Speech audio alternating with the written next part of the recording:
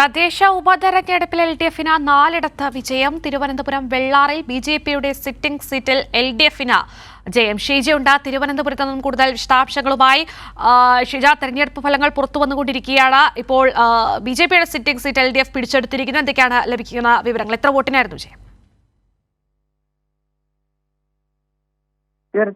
പ്രധാനമായും തിരുവനന്തപുരം വെള്ളാർ വാർഡിൽ നടന്ന ഉപതെരഞ്ഞെടുപ്പിലാണ് BJP-യുടെ സീറ്റ് LDF പിടിച്ചെടുത്തിരിക്കുന്നത്. വെള്ളാറിൽ 157 വോട്ടിനാണ് LDF സ്ഥാനാർത്ഥി പനത്തൂർ ബൈജു വിജയിച്ചിരിക്കുന്നത്. ഇത് BJP-യുടെ സിറ്റിംഗ് സീറ്റായിരുന്നു. മറ്റ് തെരഞ്ഞെടുപ്പ് ഫലങ്ങൾ ഇപ്രകാരമാണ്. ഒന്ന്, തിരുവനന്തപുരം പൂവച്ചൽ ഗ്രാമപഞ്ചായത്തിലെ കോവിൽവിള വാർഡ്, ഇത് BJP-യുടെ സിറ്റിംഗ് സീറ്റായിരുന്നു. അത് BJP നിലനിർത്തിയിട്ടുണ്ട്. 19 വോട്ടിനാണ് BJP സ്ഥാനാർത്ഥി രജനി വിജയിച്ചത്. ഇവിടെ BJP വാർഡംഗം തന്നെ രാജിവെച്ചതിനെ തുടർന്നാണ് ഉപതെരഞ്ഞെടുപ്പിലേക്ക് കാര്യങ്ങൾ നീങ്ങിയിരുന്നത്. ആ സീറ്റാണ് ഇപ്പോൾ BJP നിലനിർത്തിയിരിക്കുന്നത്.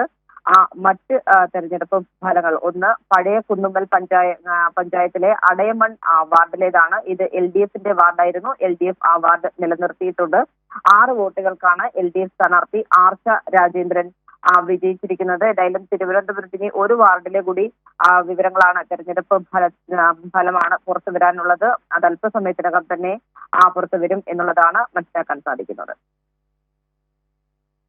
ശരി, ഷീജിയാണ് വിവരങ്ങൾ നൽകിക്കൊണ്ടിരിക്കുന്നത്. തദ്ദേശ ഉപതെരഞ്ഞെടുപ്പ് ഫലമാണ് ഇപ്പോൾ പുറത്തു വന്നുകൊണ്ടിരിക്കുന്നത്. നെടുമ്പാശ്ശേരി പഞ്ചായത്ത് 14 വാർഡ് ഉപതെരഞ്ഞെടുപ്പിൽ LDF സ്ഥാനാർത്ഥി വിജയിച്ചിരിക്കുന്നത്. 98 വോട്ടിനാണ് അവിടെ LDF-ലെ അർച്ചന വിജയിച്ചത്. UDF-ന്റെ സിറ്റിംഗ് സീറ്റായിരുന്നു.